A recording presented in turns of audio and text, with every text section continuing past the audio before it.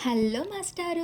Welcome to Vizag working moms kitchen. కోడల్ని అత్త తిట్టుకున్నట్టుగా, అత్తని కోడలు తిట్టుకున్నట్టుగా సమ్మర్ ఎండింగ్‌లో పచ్చి మామిడికాయలతో రెసిపీ చెప్తావేంటమ్మా అని చెప్పేసని మీరు నన్ను తిట్టుకుంటున్నారేమో. మరేం చేయనండి, మార్నింగ్ ఎందుకో తెలీదు ఫ్రిడ్జ్ అయితే ఓపెన్ చేశాను. నాకైతే పచ్చి మామిడికాయ కనిపిస్తుంది. అప్పుడైతే ఫీల్ అయ్యాననమాట.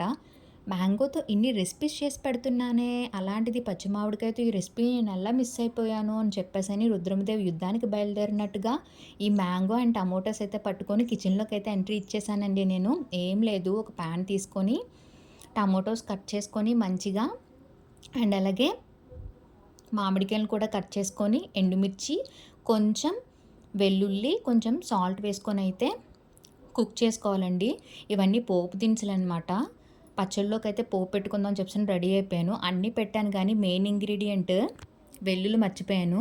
'భలే భలే మగాడివోయ్' మూవీలోని నాని గారు 100 టైమ్స్ మర్చిపోయినట్టుగా దానికి 1000 టైమ్స్ అయితే నేను మర్చిపోతూనే ఉంటానండి.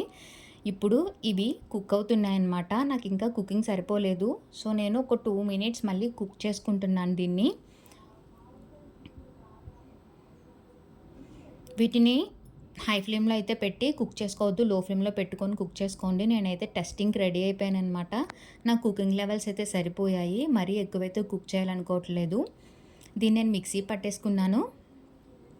చూసారా? దీని లాస్ట్ స్ట్రక్చర్ అనేది మనకి ఇలా రావాలనమాట. టమోటో కూడా స్ట్రక్చర్ చూసారా ఎంత బాగా వచ్చిందో? దీన్ని ఇప్పుడు నేను మిక్సీ పట్టేసుకొని మీకు చూపిస్తున్నాను. ఎండుమిర్చి అయితే ఎక్కువ వేసేయొద్దండి. సమ్మర్ కదా! కారం మరి దంచి కొడితే మరి మనం ఉండలేం మరి మనము.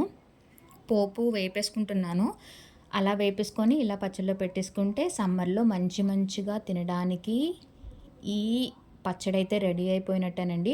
ఇందులో కొంచెం ఆవ నూనె వేసుకుంటే చాలా బావుంటది. Subscribe my channel.